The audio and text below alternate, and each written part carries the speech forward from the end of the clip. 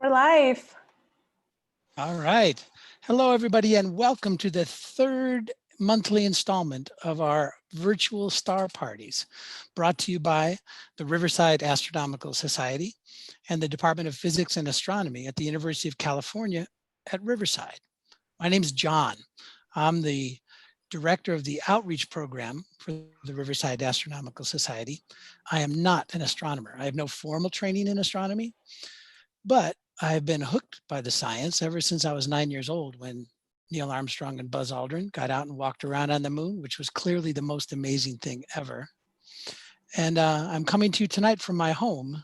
It looks like I'm coming from the heart of the Orion Nebula, but it's actually my house in Riverside, California.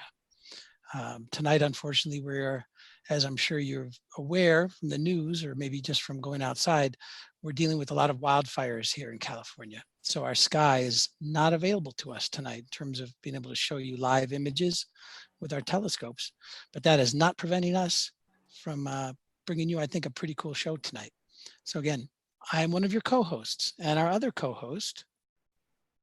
Thank you, John. Hello, everyone. My name is Sinandu. I am in charge of the public outreach program in UC Riverside in the Department of Physics and Astronomy. My background is in astronomy, and I actually study galaxies that are really, really far away from the Milky Way. I got my PhD in astronomy about 2 years ago, and I obviously, one of my passion is to run these public engagement programs. So it is absolutely an honor that we can partner up with the Riverside Astronomical Society for this monthly virtual stargazing program. And this time we're actually running a themed one on the life cycle of stars. So we're very excited, and we are also very glad that you're here to join us. So tonight we have 4 different telescope operators showing us 5 different cool things up in the sky, all related to either the birth, the life, or the death of stars. Each of those 5 items are in 5 different areas of the sky. So we'll be learning about 5 different constellations as well. And we'll be showing you some pretty cool things. So if you're only able to look at us through a small screen like your phone, that's going to be at a disadvantage for you. I would suggest you get on the biggest screen you can tonight. Tablet, desktop, television. You'll be happier the bigger it gets. And I will also introduce our lovely volunteers who are helping us, helping out tonight. And they are mainly graduate students in astronomy and physics. So I am going to let them say hi to the camera. So they are Garrett Lopez. Hello, everyone. Hope you enjoy the show tonight. And Yongda Zhu. Hi, everyone. Franco Iglesias. Hey, everybody. Yingfeng Ho. Hello. And finally, we also have Cheryl Wilcox, who is a RAS member and also a science teacher. Hey, everybody. So if you can see on your right-hand side, there is a live chat, and these moderators will be answering and also relaying your questions there to the panel. So most of the questions you have, they will definitely be handled by the chat moderators, but the panel will also answer the questions along the way and at the end of the session. So we welcome all kinds of questions and comments, and also encourage you to engage in discussions. So this is our first themed stargazing that we're doing, and we are very excited to see some of you return. We'd certainly love to collect your feedback on how we did tonight, either good or bad, and how we could improve our program next time based on your feedback and preference. So an anonymous survey will be sent to you and at your registered email by this Saturday. And as John said, unfortunately that we're smoked out and also weathered out for tonight. But I like to bring to your attention that this is a constant battle that we're fighting against, both for amateur and professional astronomy. And this is exactly why that we're building telescopes in space, so we don't have to worry about the weather and sky at all. Okay, John, giving it back to you. All right, so we are going to go outside and look at the sky virtually, and we're going to look to the south. And if you were with us before, or even not, you might already be aware of this, but when we're looking for the constellation Sagittarius, we're not actually, as astronomers, looking for a centaur, right? Like a half horse, half man archer running around shooting arrows. Astronomy, we pretty much think of Sagittarius as a teapot. And I was showing you this teapot right here. If you go outside, and if you weren't all clouded out or smoked out, and you look to the south, you would find the teapot. And that is where our first object will be. But before we go there, I just want to be able to give you a little naked eye treat. And that if you don't have a telescope, you don't have binoculars, that's okay, because right next to Sagittarius, we have the two biggest planets in our solar system. Jupiter on the right, if we go outside looking there, it looked like a very bright star. And then Saturn off to the left of Jupiter, much dimmer, pale yellow kind of star, right? So you don't need any astronomical equipment to go out and enjoy that. So anyway, in the constellation Sagittarius, the Milky Way is there, and the heart of the Milky Way galaxy can be found by going right through the spout of the teapot. And that's where we're going to go now with Jose, who's going to tell us some pretty cool stuff about how stars can get born. Take it away, Jose. Okay. Good evening. My name is Jose Castro. I am Assistant Director of the Outreach Program of the RAS.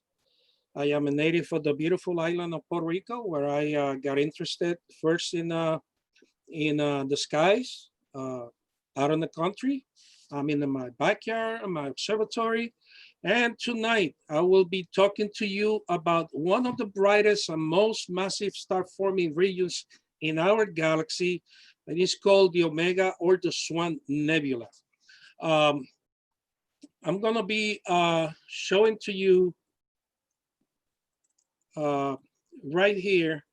Can you see that, John? Can you see it? Yeah, we see it just fine. All right, okay. So as John was mentioning right here, we have the teapot of the Sagittarius constellation. And you can see right here where it says N17, that's where the region where we're looking at, all right? We're gonna be looking at that region there. So basically, what we have that I'm gonna show you, it is an amateur astronomer view of what you would actually see when you're looking at this region up in the constellation of Sagittarius, all right? This is located about a little bit more than 5,000 light years away. It is, the center is filled with more than 100 of the galaxy's most massive young stars. And recently, the Strategic Observatory for Infrared Astronomy, or SOFIA, which is a telescope, a very big telescope mounted atop a 747 from NASA, revealed 9 protostars and areas where the nebula clouds are collapsing and creating the first step in birth of stars. And that was not seen before until SOFIA got up there and used the different filters and wavelengths to look at these areas. They also found that the portion of the swan-like shape were not all created at the same time, but it took shape over multiple eras of star formation. As you can see, the central region is the oldest, it is the most evolved, and it's also the most bright. There's a lot of stars that were not seen, like these 9 protostars were not being able to be seen before, because when you take an image of this area, the bright areas get overexposed and it actually kills the view of the other stars behind it. These massive stars are like much more bigger than the ones our sun, a lot bigger than our sun. And about less than 1% of all stars in this formation, the astronomers actually knew very little about them, which actually get us to know that we are actually starting to get to know exactly what our galaxy is being formed of. All right. This over here, I'm gonna show you. Let me see. Can you see? Are you seeing the other images, John, or just Nope. the? Yeah, okay. No All right. change. So let me come here and share you so you can actually get to see what would it be look like if you could actually see or you have a telescope. And these are different wavelength frequencies that the telescope Hubble has been able to image of that Swan Nebula. Okay, John? Yes. You all I'll give it done? back to you. Yes. All right, awesome. Thank you very much, Jose. Sinan, do we have any chat room stuff we need to throw out to the panel? Not yet. It looks like All it's right. all been taken care of. All right, then now we're going to take it to learn about the life cycle of stars, their birth, their life, their death, from Jessica. Jessica, tell us the story. All right, so I'm Jess Stoppel. I'm a third-year grad student at the University of California, Riverside, coming to you from also Riverside. I've always been into astronomy, and I'm very excited to share with you guys all of the cool things that I have learned about the life and death of stars. So let me grab my little annotation spotlight thing. All right, so stars begin their lives in the molecular clouds like the Swan Nebula that we just looked at, and they form in the very densest regions, so sort of like these knots at the edge of this nebula here, the pillars of creation. Now they form when the very densest regions of these clouds, when gravity compresses them to the point when hydrogen begins fusing with other hydrogen atoms into helium. And this is what defines the beginning of the life of a star. So on this plot, called the HR diagram, astronomers are able to categorize stars based on their brightness or luminosity and their surface temperature. And here there is a very tight and very well-defined curve of stars on this plot, and this is called the main sequence, where stars spend the bulk of their life, something like, millions to billions of years. And when they're on this main sequence, they're in a state of equilibrium or balance between the inward pull of gravity and the outward pressure from the hydrogen fusion that's going on at their core. Now, as these stars leave the main sequence, they become either red giants or red supergiants out in this region here. So when a star leaves the main sequence and begins the end portion of its life, the outer layers of gas of the star begin to puff up and the core runs out of hydrogen and begins fusing other heavier elements. Now here, the stellar life cycle splits. Stars that are about 8 times the mass of our sun or less, otherwise known as an average star, will eventually puff up into what is called a red giant. Now, their more massive and bluer counterparts, stars that are more than 8 times the mass of the sun, will end up becoming a red supergiant with a size about twice that of a red giant. Now, from this phase, stellar evolution diverges even further. So let's look first at the way that low-mass stars die. So as a low-mass red giant runs out of the fuel that it needs to keep it alive, the outer layers of gas begin to just peacefully disperse, eventually forming what is called a planetary nebula. Now bear in mind that this is a bit of a misnomer, as a planetary nebula doesn't really have anything to do with planets. Now the burnt out core of these stars remains at the center of the nebula, so somewhere around here. And these are incredibly dense, predominantly carbon, and they remain at the center of the nebula and heated. And these are called white dwarf stars. So white dwarf stars are fairly extreme objects. They are about the size of the Earth, but with a mass a bit less than that of the Sun, making them something like 200,000 times denser than water. Their high surface temperatures, something like 180,000 degrees Fahrenheit, heat the surrounding planetary nebula into the beautiful but unfortunately ephemeral displays, some of which we're going to see tonight. Now this, the white dwarf star plus the planetary nebula, is the eventual fate of our Sun. Now the death of high mass stars, though, is substantially more spectacular than their low mass counterparts. As the cores of these stars run out of fuel, they begin to collapse to the point where it can't any longer. The sudden jolting stop sends a shockwave through the outer layers of the star that violently push these layers of gas away in what is called a supernova explosion. Now, it is in these supernova events that all elements heavier than iron are formed, and the cores of these high mass stars can suffer one of two fates in their death. For stars with masses between 8 and 25 times that of our Sun, the core will remain at the center of the supernova remnant as a neutron star. These are some of the densest objects in the universe, with about 1.5 times the mass of the Sun crammed into just a few miles, about the size of a small city. In fact, these objects are so dense that 1 teaspoon of neutron star material would weigh something like 1 billion tons.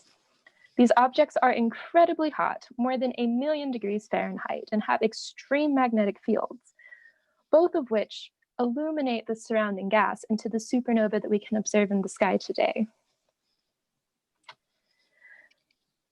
Now, there are some stars that are initially so massive, those that are more than 25 times the mass of the Sun, that there is no force that has the ability to stop the collapse of its core. The core simply collapses and collapses further and further until all of the leftover mass in the core is smushed into a single point called a singularity. This collapse is so extreme, the singularity so dense, that it forces the space around it to curve infinitely, such that neither light nor material can escape. This is the formation of a black hole, the object that is shown in this simulation here. And this is the most extreme death of a star. Now, stellar death is not all doom and gloom.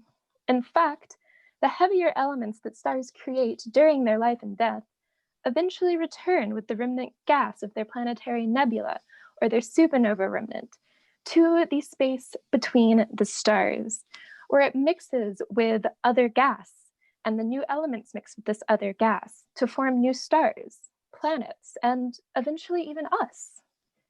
We are all here because of the stars that lived and died before us. Truly, we are the stuff of stars. Awesome. Thank you, Jessica. That was terrific. Thank you. All right, so let's go back outside and look up into the sky. And now we're going to look to the western sky for a constellation known as Bobotes, which officially is a herdsman or maybe a shepherd. But to me, it doesn't look like that at all. It is not one of those constellations where things look like what they're supposed to be. Rather, to me, it looks like a kite. This whole thing here, the body of the kite. And then down here where you would attach the tail of the kite is a very bright star. If you weren't all smoked out outside or raining, you go see the star Arcturus, one of the brightest stars in the sky. And that is what Alex is going to talk to us about. Hi, John. Thank you very much for handing it over to me. I'm really glad that I get to talk about Arcturus because it is one of my favorite stars. It is the biggest star it's the brightest star in the northern hemisphere, and because of that, we can see it. It's the third brightest star in the sky overall, and so it's always been one of my favorites.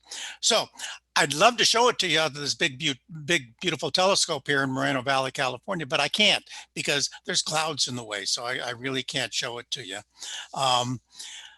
I use Arcturus a lot when I'm stargazing because it's a good signpost to other important stars. As you can see, a Big Dipper up here, part of the Big Bear, is one of the easiest asterisms to find in the sky.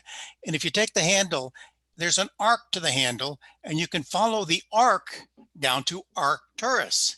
And from there, you can spike down to Spica. And there's all sorts of things to see in Spica and around here in Bobotes. And so it's easy to find Arcturus, and that's how you do it. Tonight, if you look out to the west, as John says, you will find Arcturus. And because Arcturus is right here, see the Big Bear is up here and the Big Dipper is part of the Big Bear. Well, because of its position here, it guards the Big Bear. And so Arctos is bear, Oros is guardian, so it's Arcturus. That's how it's got its name. It is important to us because it illustrates one stage of what Jessica was talking about earlier in the life of the stars. It is a red giant. It wouldn't have looked red in my telescope, but after processing, almost all stars look bluish white when you see them in a telescope or with your naked eye. After processing, though, you can see that it does have a bit of an orangish tint to it on some of these common pictures. And if you look up here, you'll see that there's a great big collection of red in its spectrum. This is what Arcturus looks like if you break down the rainbow of the color coming from it, and you can see that it's mostly red. 3 billion years ago, it was pretty much like our sun is now. It's only about 8% heavier than our sun, so it was about the same size as our sun. But it's about 3 billion years older than our middle-aged sun. Our middle-aged sun's about, what, 4.5 billion years old? As Arcturus got older, it did just what the rest of us did. It got fatter, and it doesn't burn as hot. So it's only about 73% as warm as the sun, but it is so much immensely larger. Look at it's about 25 times the size of our own sun. It can therefore put out about 100 to 200 times more light. It's brighter than the sun. Of course, it doesn't look that bright to us tonight, well, because we got the clouds, duh. But even if we didn't have the clouds, it wouldn't look as bright as the sun because it's 37 light years away, and the sun's only 8 light minutes away. So it's much further away. And unlike our sun, which is still burning hydrogen, Arcturus has pretty much burned all that up, turned it into helium, and now it's burning helium because, as Jessica pointed out, that's what stars do in the life of a star. But Arcturus is cool for a whole lot of reasons. And here are some of them, you know. It's probably mentioned in the Bible, Job's star, Arthur, you know, the King Arthur, the guy that pulled Excalibur out of the stone and had the Knights of the Round Table. He was named after Arcturus, probably. The Behenian stars, which everybody knows, or at least if you did the research to prepare this program, you would know, because that's how I found out. The Behenian stars were used by alchemists. These were the guys that changed lead into gold. That's what they wanted to do. And they figured the stars were all aligned to tell them how to do that. And it's been in lots of science fiction, as you can see from this 1920 book by David Lindsay, A Voyage to Arcturus. Now, it's also something pretty cool because it actually lit up a World's Fair. You see, way back in, what was it, 1934 or something like that, they decided that they would take the largest refractor in the world at Yerkes Observatory and focus the light coming in from there. It hit a photoelectric cell. That photoelectric cell was amplified, and that started the switch that lit up the Chicago World's Fair.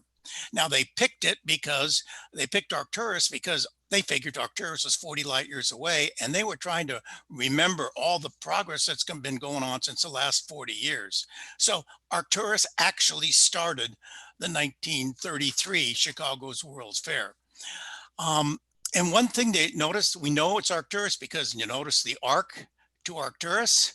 So yeah, it's Arcturus. Arcturus is a really cool thing. But the coolest thing I think about Arcturus is that it's an immigrant.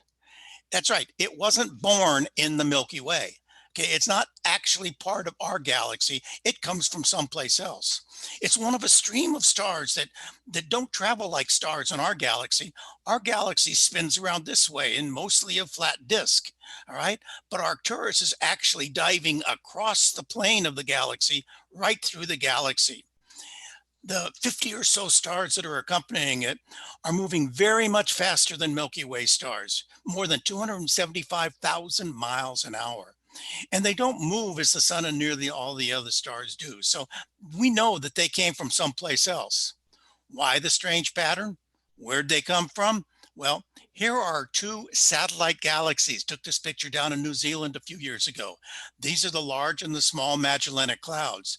They are satellites of our own big galaxy. Here's our looking out from our big galaxy. You can see our galaxy edge on and the Magellanic Clouds. And there are all sorts of other little galaxies that you don't really get a chance to see because they're too faint. Once upon a time, there were many, many more of these little satellite galaxies floating around out there. And well, what happens when galaxies are floating around? Well, here's an example of it. This is a simulation of galaxies and how they merge. Now, they don't actually go this fast. It takes about 4 billion years for some of these things to happen. But as you can see, the galaxies run into each other and they swap stars and the stars get all discombobulated. Occasionally another galaxy will be flying up from across and it may or may not get absorbed into the other galaxies. And that's what Arcturus is. It's one of these things. So it's like that with Arcturus and its band of 50 other little stars that are just like that. It's going so fast, as a matter of fact, that in 100,000 years from now, even though it is the brightest star in our galaxy, we won't be able to see it because it'll be that far away. Anyway, that's why I wanted to talk about Arcturus, and I wish I could have shown it to you in my telescope. Take it back, John. Thank you, Alex. All right, so let's go back outside and look up at the stars. John, we do have some great questions. Oh. Yeah. I'm sorry, I forgot to ask. Oh, no problem. So first one is from Evan Fields. He's asking, are stars always born in a nebula?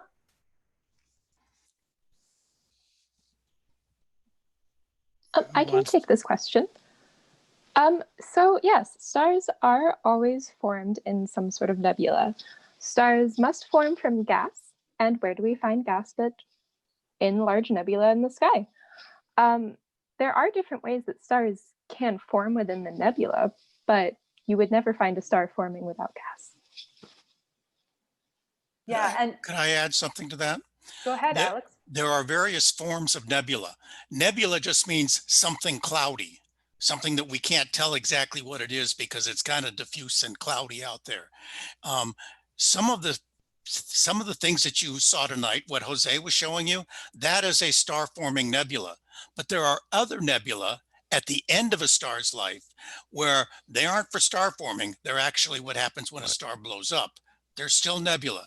So all stars are formed in nebulas, but not all nebulas are forming stars.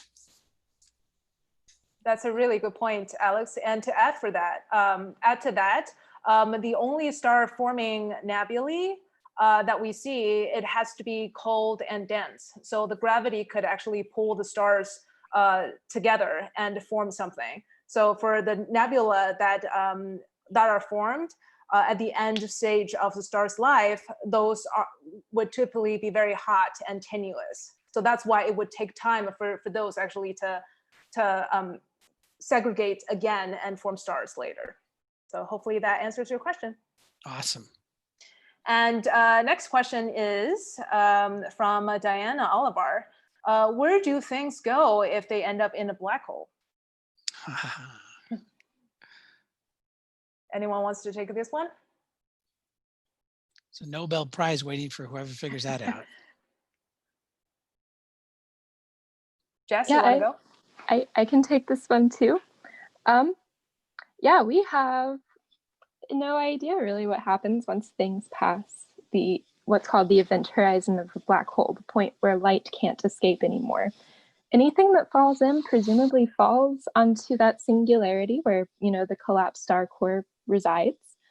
But we can't actually see it, so we can't actually know, unfortunately. Yeah, well, that is a very honest answer. We don't know. Okay, going back to you, John. All right, now we'll step outside again. And instead of looking in the southern sky, or instead of looking in the western sky, we're going to look straight up, going towards the zenith of the sky. And there, again, if it was a clear night and you could see the stars, the brightest thing you would see up there is a star known as Vega. And it's part of the constellation known as Lyra, or a harp. Vega's cool because it at one time used to be the North Star, and in several thousand years from now, it will once again be the North Star. But right now, it's just Vega, part of Lyra. And that Lyra constellation is where Randy will take us to show us what happens when a medium-sized star dies. John, Randy? can you go back to your map there and point out where the Ring Nebula Sure. would be in Lyra? You betcha. So let me zoom out. So if you zoom in a little bit here, you'll see Lyra's got sort of this parallelogram box. And right over here, let me do my fancy little annotation. Right here, I don't know if you can actually see that. At the short end of the box in the upper left part of that little parallelogram box, that is where you can find what's known as the Ring Nebula. Randy? Okay. First of all, what I'd like to show is what the Ring Nebula looks like through an amateur telescope. So let me go over to a photo that I would have been live, but you really aren't missing out a lot because, let's see here. I don't believe that I am sharing yet. Here we go.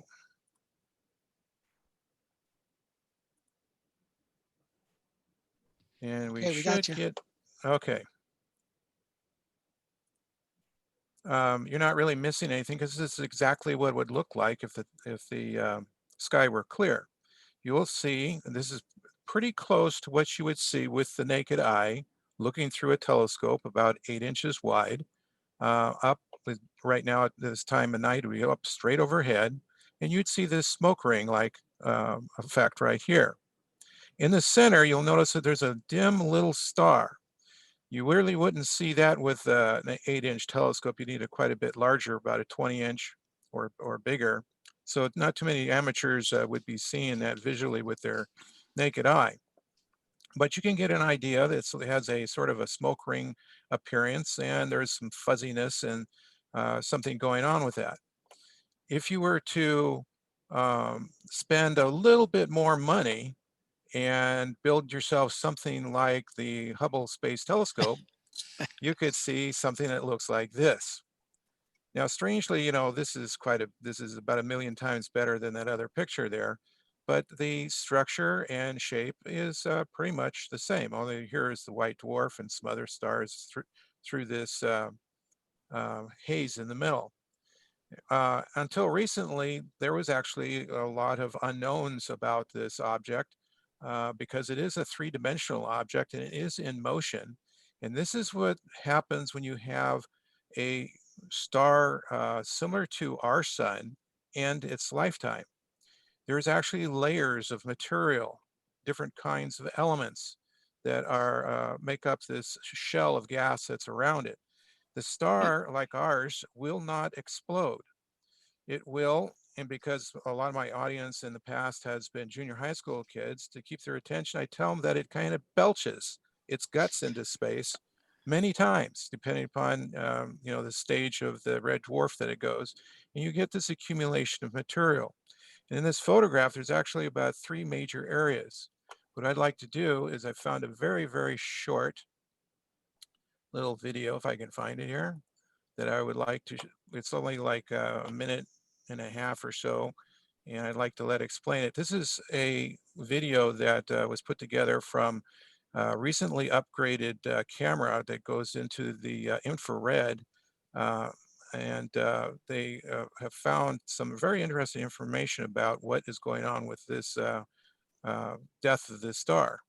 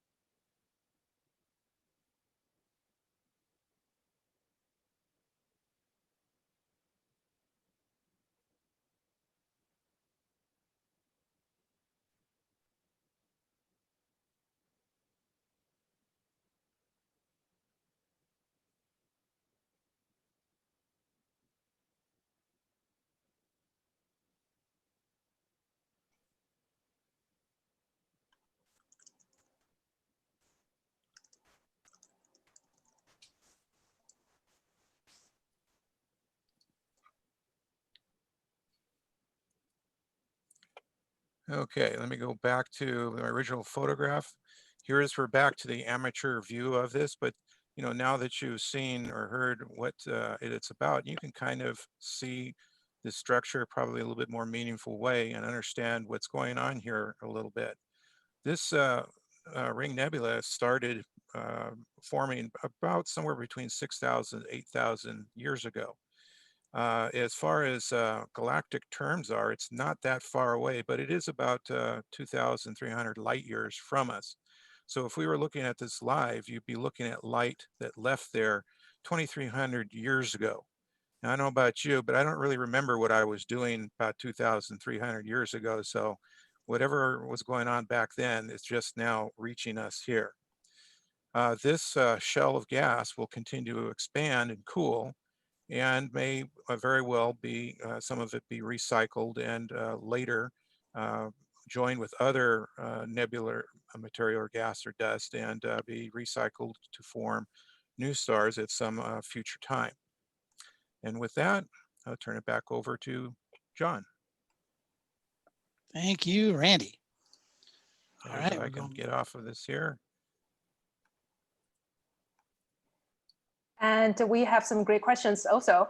All right, let's have them. Great. So Lon Manoy was asking, what are the colors of the sun? Does it have brown or black? I guess I could take that. Does the sun have different colors? The sun has a spectrum of colors, and that's where your rainbow comes from. The sun shines brightest in the yellow portion of that spectrum, and that's why we say it's a yellow star. But there is blue, and there's green, and there is red and orange colors mixed in to make the kind of white light that you're used to for daytime. Great. Thank you, Manny. And the next two questions, they're actually on the same topic. So Brian Griffin and Flake RFM were both asking, first, how does burning helium cause the star to puff up? And also, does the burning of helium have anything to do with the bigger size, even though our Arcturus is not as hot and barely heavier than our own star? Sure, I can go ahead and take that. A normal regular star will burn, but that's actually a bad name for it. It would actually combine or fuse together hydrogen atoms and eventually make helium. When you get into the end life of a star, you're running out of hydrogen to fuse, and you are starting to use the next heavier element, which is helium. And if this core of that star has enough pressure, it'll start fusing those. Helium is a much larger atom than hydrogen is. So when you start fusing helium, you're going to get more energy from it. And that will cause the star to puff up and to become larger, because the star size is really a balance of how much energy it has trying to heat up everything and how much gravity there is pulling it back together. Normal star, that balance is quite steady, so the star doesn't change size much, but at the last about 10% of its life, it will go through stages of burning or fusing different elements and will cause it to change its size, sometimes rather dramatically. And by the way, just for those who paid attention to the video, they had written down that we have about 5 million. We actually do have about 5 billion. That's with a B, not an M. We had a, over at the local planetarium, we had a show that was talked about the life cycle of stars in their show.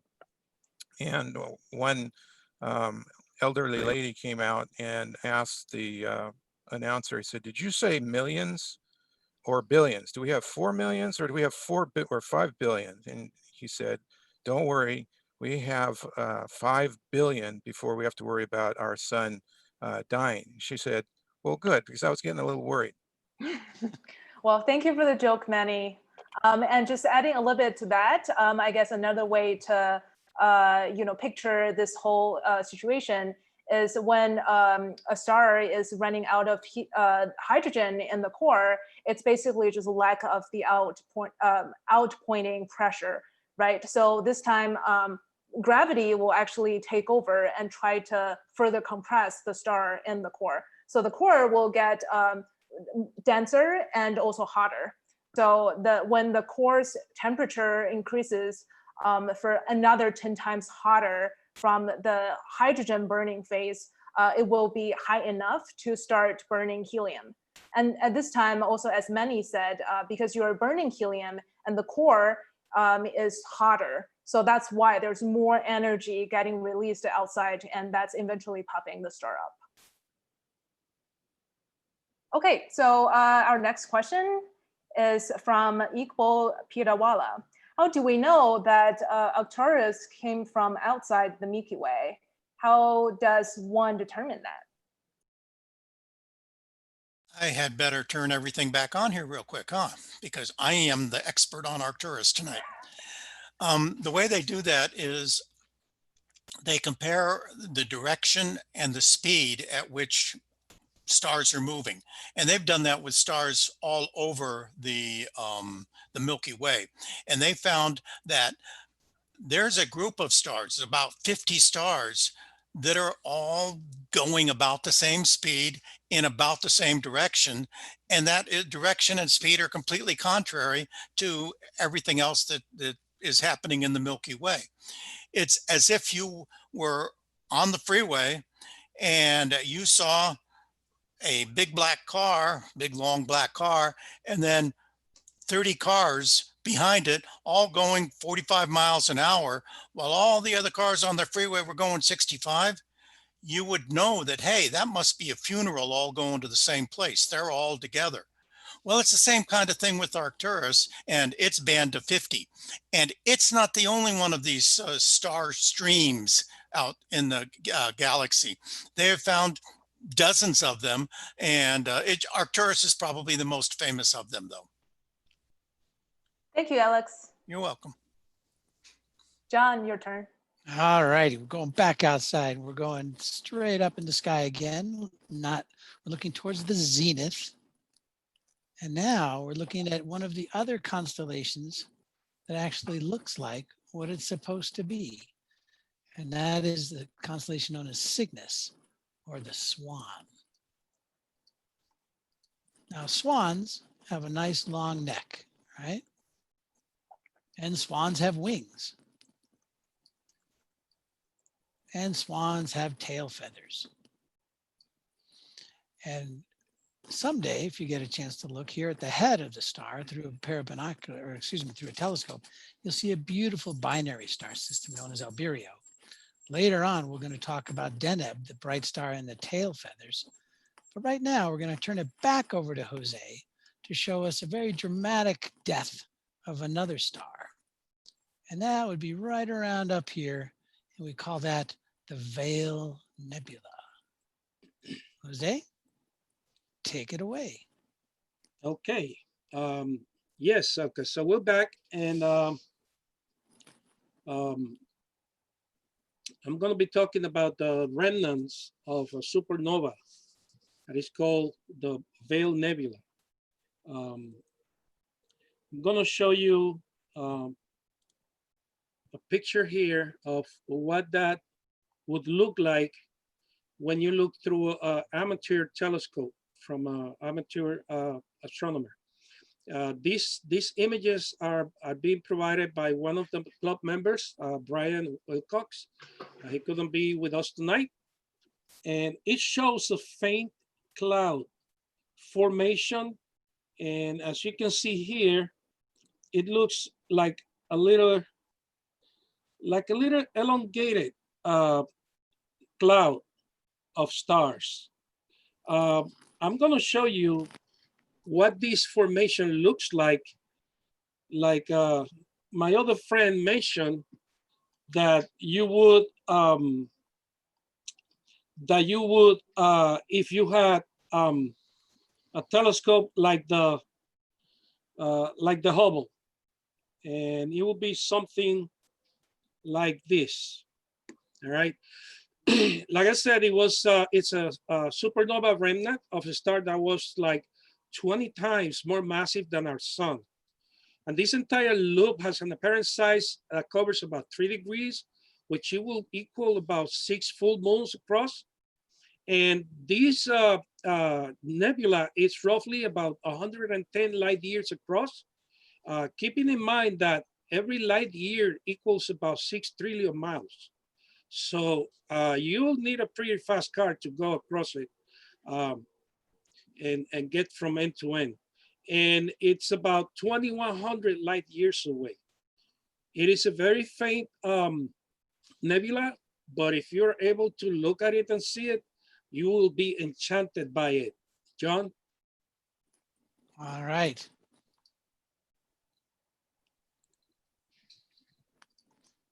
Any chat room questions that need to be addressed, Sinan? Yes, there's a quick one from both Lomanoy and Baski Misk. They both wanted to know why stars twinkle.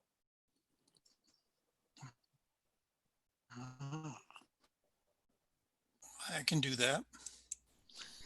I want you to imagine yourself out on the desert, and you look off in the distance along the hot road or along the hot desert, and you see like everything's just kind of fuzzy. You've seen it in the movies and things, it's mirages, all right? What's happening is that the light is coming from there, and it's coming in a straight line to start with, but then it hits a hot pocket of air and it bends a little bit, because every temperature of air bends light a little bit. And then it comes a little further and it bends a different way, and it bends a little further and all the way to you. Now, say, you know what it's like on the desert. You've actually seen that happening, where you've seen heat rising or above a stove or above a fire or something like that. Now imagine that you're looking at light came from Arcturus, for instance, and it came from 37 light years away, way far away, came all the way from out there, and it was absolutely undisturbed, absolutely no twinkling to that star whatsoever. But then about 60 miles away from you, it first hits the atmosphere, maybe 100 miles, it first hits the atmosphere, and there's a pocket of cold air there. And that pocket of cold air kind of refracts or bends the light, because that's what air does. And then it hits a pocket of warm air, and it bends it the other way, and the other way, and the other way, and the other way, all the way to your eye.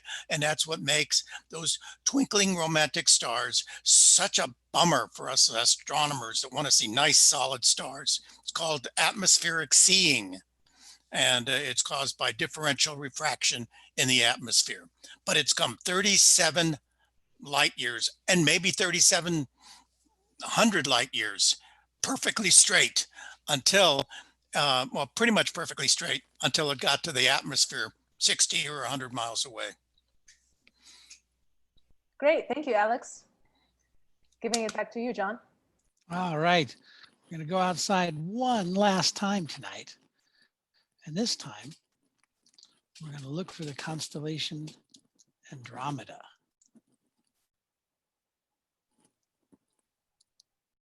Of course, I have to be able to spell it. Now, Andromeda is kind of a obscure constellation in my mind. It's kind of hard to find unless you're looking for one of its neighbors. So Andromeda is right down here. We're looking kind of in the eastern sky. And it's not, doesn't really have much in the way of bright stars or anything to find it. So what I like to do is instead look for the neighbor. The neighbor is the great winged horse Pegasus. Now this constellation looks nothing like a great winged horse, but it does have a really recognizable asterism, a group of 4 stars that makes the great square of Pegasus. And then you go outside and look in the east and you can pretty much find this big square. It stands out. And right about over here is something you don't normally expect to find in space, and that is a snowball, a blue snowball, as a matter of fact. And we have a guest star with us tonight, all the way from Massachusetts, where they don't have wildfires obscuring the sky. And we have Christina. So take it away, Christina.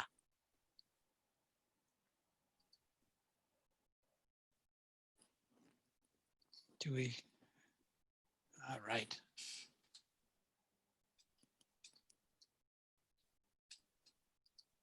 Christina, we cannot hear you.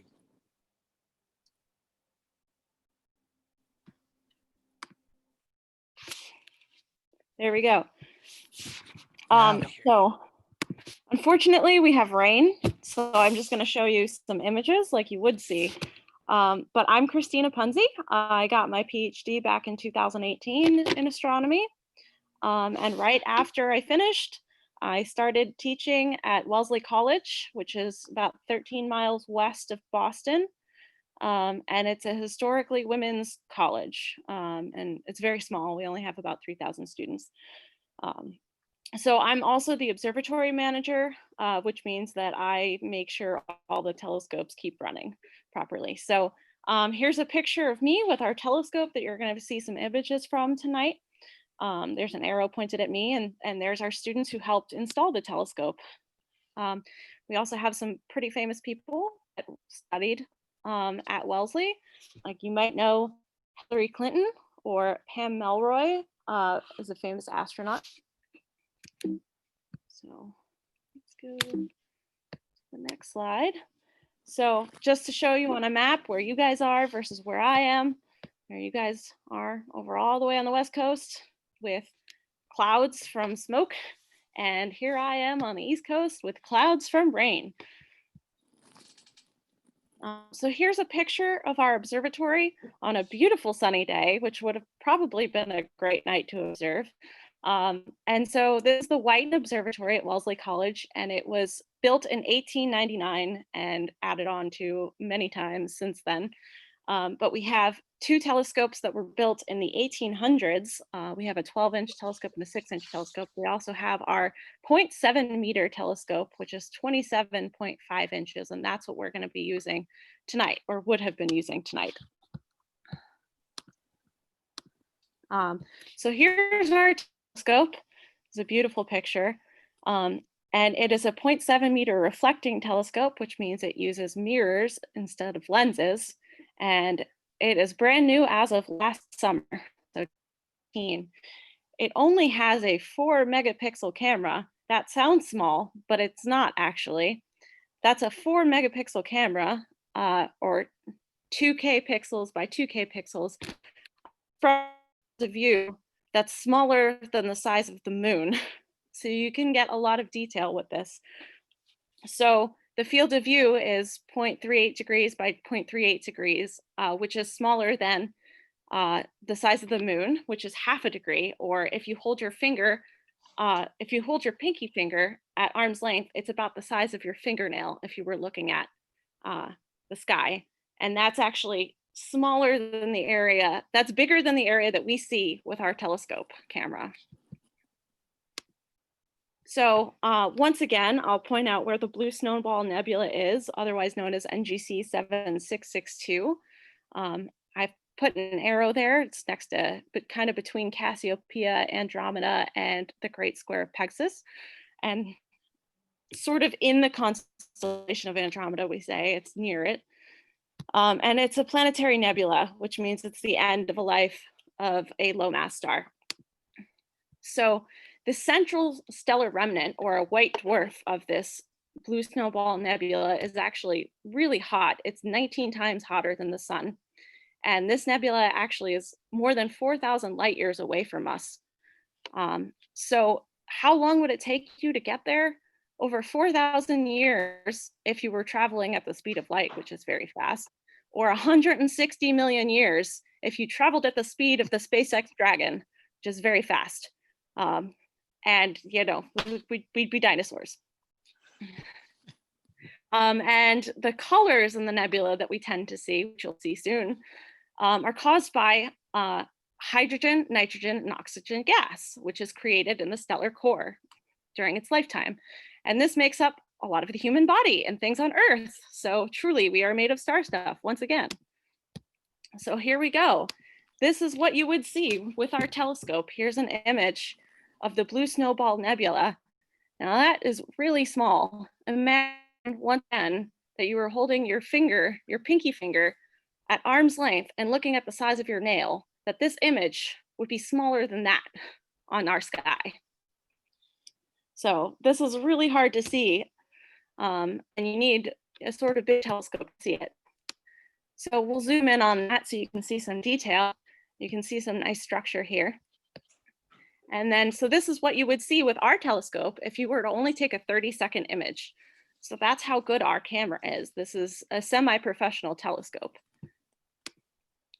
So what I've done is actually taken a couple images in different colors, different filters, different energies of light, and stacked them on top of each other. So that's kind of what you would see if you were able to get sort of near this object in space.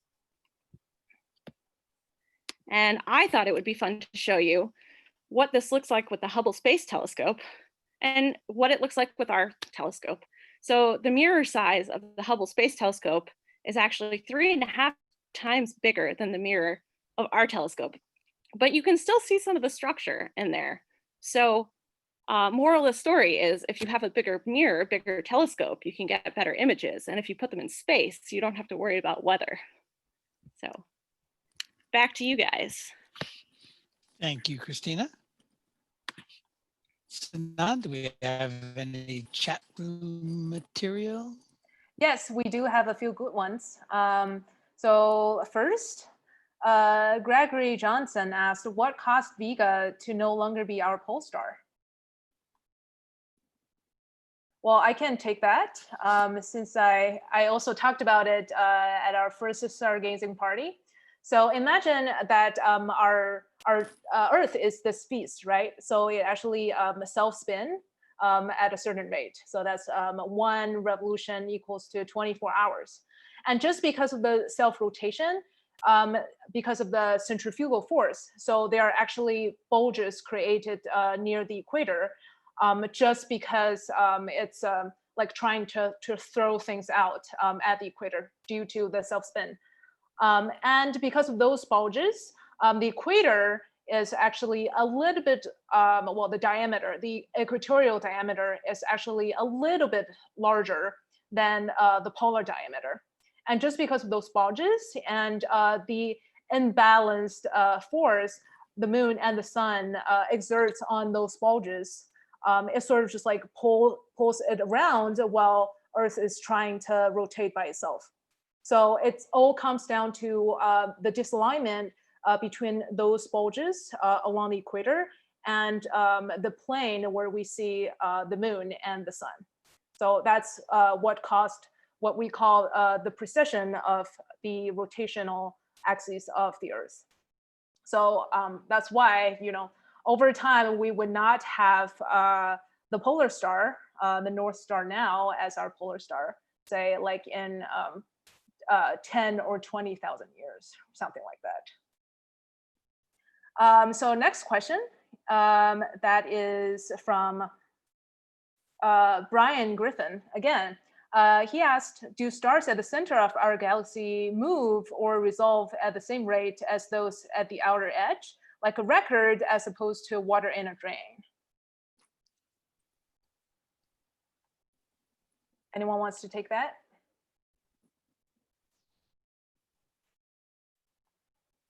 Could you repeat that, please? Yes.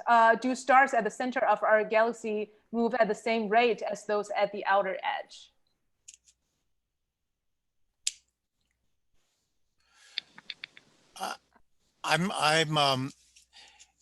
The stars at the very center of the galaxy are circling a massive black hole. And the only way they can keep away from that black hole is to circulate very quickly. They are circulating so quickly that at some points they can even be ejected from that black hole and take off into the distance. The further out you go, no, the slower in general they're going, but they are going, I believe, in a lockstep, aren't they? Aren't we all maintaining our relative positions all the way around? And so we do go faster, I believe. That's all I can remember. I should point out, in case it isn't obvious, that we aren't all professional astronomers. So we'll leave that to Zenon and her crew and the students over at UCR to answer some of those. And remember, stars can go at different speeds. They aren't all in lockstep together all the way around.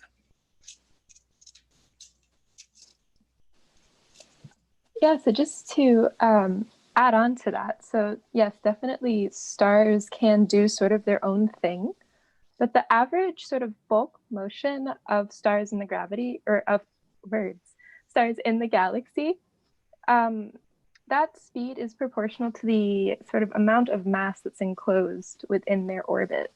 So the more mass enclosed, the faster you are going, I believe, if I'm mathing correctly in my head.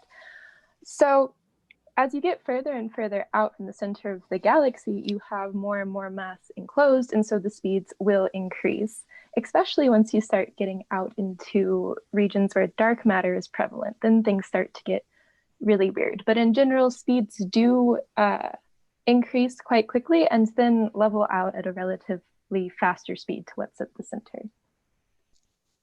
Yeah, thank you both, Alex and Jess. And just connecting the dots, I believe both are valid. So the stars that are super close to the supermassive black hole at the center, they are moving very fast, but they're also very, very close to the galactic center. And to a certain point, well, the galaxy is rotating as a disk, so it's almost like moving together. But as Jess said, whenever we're talking about dark matter, which is more on the like outer side, outer region of the galaxy, then like whichever radius you're at, they're almost moving at a constant velocity. So hopefully that answers your question. And our next question is from Mike Sharp. He asked, what planetarium program do you use to control your telescopes? Any telescope operators would like to take that one? I will take that one.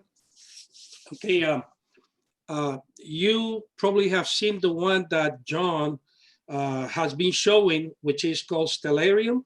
It is a free application, and it can control your telescope if you have one. That is a go-to. I myself use a combination of different programs. I use CPWI from Celestron Plane Wave Instruments, and where I can actually control my telescope back here. I can also control cameras that I used to operate and to lock the telescope to follow a given object up in the sky.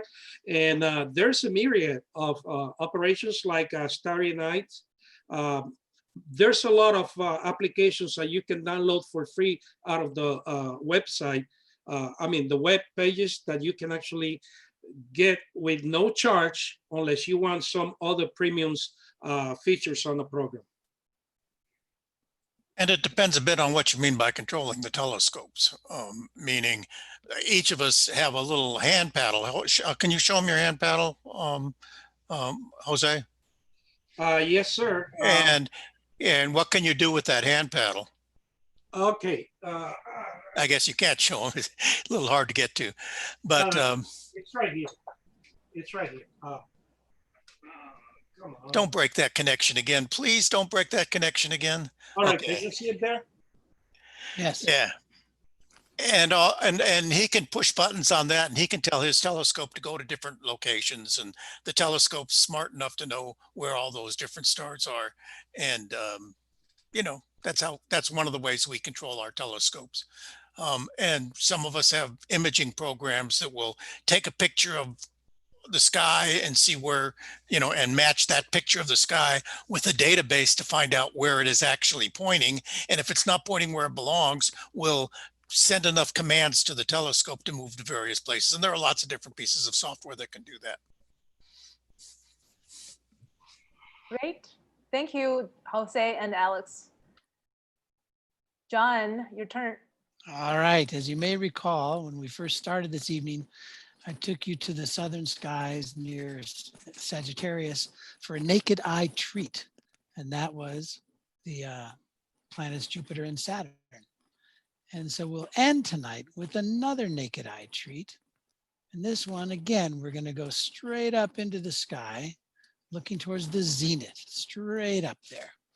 And there you will find 3 bright stars. And those stars, we've already talked about Deneb. If we remember Cygnus the swan, and it's got a tail feather, and that's Deneb, bright star.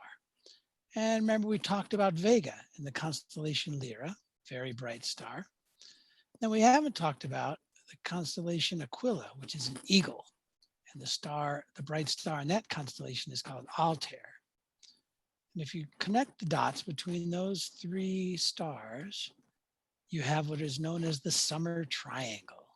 And that's visible during the summer, but it's also visible now. Even though when we start getting into October, it'll be going closer and closer to the west. But it's one of those cool things. You can walk outside, no telescope needed, no binoculars. You look up and you say, there's the summer triangle. And that's about it. It's time to start wrapping things up for the night here. Sinan? Yes, so I would like to thank everyone for joining us tonight.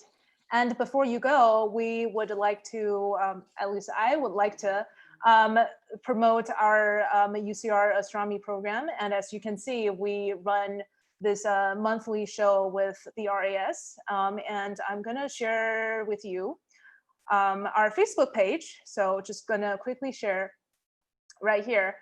And if you want to be posted or informed of all the future events, or just find other astronomy enthusiasts as you are, obviously, feel free to like us or follow us at the UCR Astronomy Facebook page. And we will be posting our future events all here as soon as we schedule them. All right, awesome. And I would like to put a little plug for my association, the Riverside Astronomical Society. And for that, we're a club of a couple hundred, 250, for how many members we have at the moment. But we are, sorry about that. Just want to give you our website address, rivastro.org. During the non-pandemic times, we have a lot of activities going on. We have a dark sky site up in the high desert. We can see the Milky Way on any moonless night. We meet every month at La Sierra University with guest speakers and free snacks. You don't have to be a member to participate in our activities, but you sure are welcome to become a member. And we literally have members from all over the world. You don't have to be from Riverside. And again, if you've been here if you're still sticking with us this late into our program, then apparently you are interested in astronomy.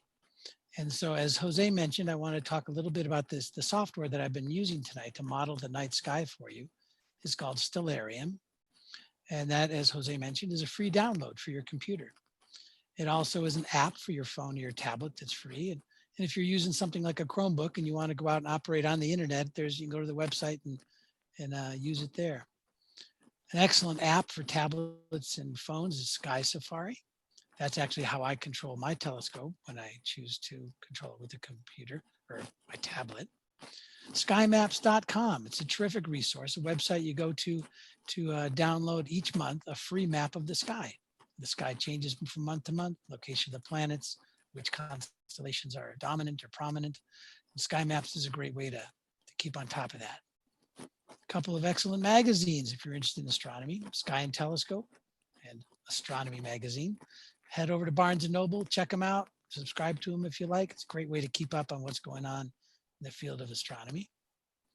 And if you like books, there's a couple of excellent books. This Night Watch by Terrence Dickinson, terrific book for young adults, high school students, all about the hobby and science of astronomy. And this is an excellent book if you are thinking about maybe buying your first telescope. There's a section in here all about that, things to think of, recommendations. And then for the younger members of our audience, we have The Child's Introduction to the Night Sky by Michael Driscoll. And that's like elementary age students, great introduction to the science and hobby of astronomy. And that, I think, is pretty much wrapping things up. Yes, we do have 2 final questions. Yeah, one is from George Danielson. He's wondering what the latest update is with Betelgeuse. It's brightened up again. Oh, is it? Yeah, it's as far as my understanding, the mysterious dimming of Betelgeuse has ended and it is gaining brightness again. And I think it's supposed to go supernova next week. That was a joke. Are you guys going to ever do this again? And when can we get together again? Oh, yeah, we haven't. Funny you should ask. Yeah, we will be talking about that, in the final sentence. But yes, that is a very good point, Alex. And we will be gathering together again in October. Okay, so final question from Kathy L. Do galaxies tend to rotate in the same direction? Maybe not all, but is there a majority, either clockwise or counterclockwise, or is it pretty equal? Great questions. I'm happy to answer that. As far as we know, it's about 50-50 clockwise, counterclockwise.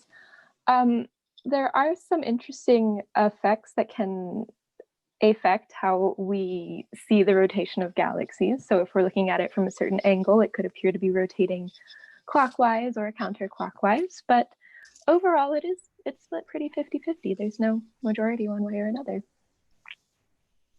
Thank you, Jess. And I was also gonna say maybe 50-50, just because it all depends on initially when the gigantic molecular clouds collapse, or what the initial net angular momentum is left with, right? So it's more like regionally what that cloud was behaving. So it doesn't really have like a systematically like higher or lower rate for like one direction or the other. So, rough guess 50-50. I guess that's our best answer here. Okay, so I guess I would like to thank everyone for coming. And as Alex reminded us, we'll be having our next show on October the 8th. It's also a Thursday, mark your calendar. And next time we will be talking about life in the universe. Where is everybody? So hopefully that's going to be a fun one.